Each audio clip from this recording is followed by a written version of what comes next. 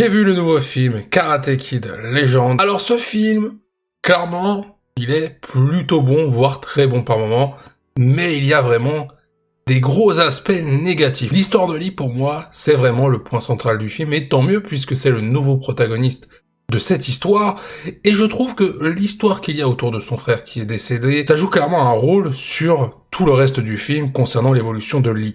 J'aime beaucoup aussi la relation qui nous est montrée avec lui ainsi que son oncle Han, voir un petit peu comment Han arrive à le comprendre, l'aiguiller. Il y a cette rivalité qui est pour moi, c'est du grand classique au cinéma. Il tombe amoureux d'une fille qu'il rencontre dans une pizzeria. C'est un peu compliqué avec le mec qui s'appelle Connor. Cette rivalité va arriver, la rivalité masculine, Connor contre Lee. Connor s'en prend à Lee. On voit qu'il y a un peu des mecs malsains qui veulent s'en prendre au père de Mia, Victor.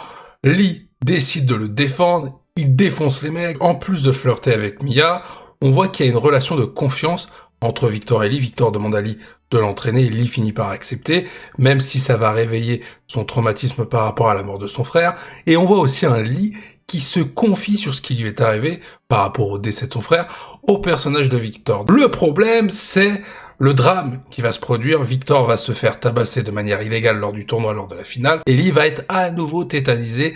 Il ne va plus vouloir faire de kung-fu. Daniel LaRusso, jusqu'à maintenant, jusqu'à ce moment-là du film, n'est jamais mentionné, il n'est jamais montré, sauf au tout début du film, pour nous montrer le lien qu'il y a entre le kung-fu et le karaté par rapport à Miyagi. C'est tout. Daniel, c'est une pièce rapportée durant tout le film. Et c'est triste de dire ça, parce que là, clairement, on a surfé sur la vague de Cobra Kai qui a redonné une hype à Karate Kid, et ce film est né grâce à ça. Et là, Daniel LaRusso, sa présence est uniquement là pour ça.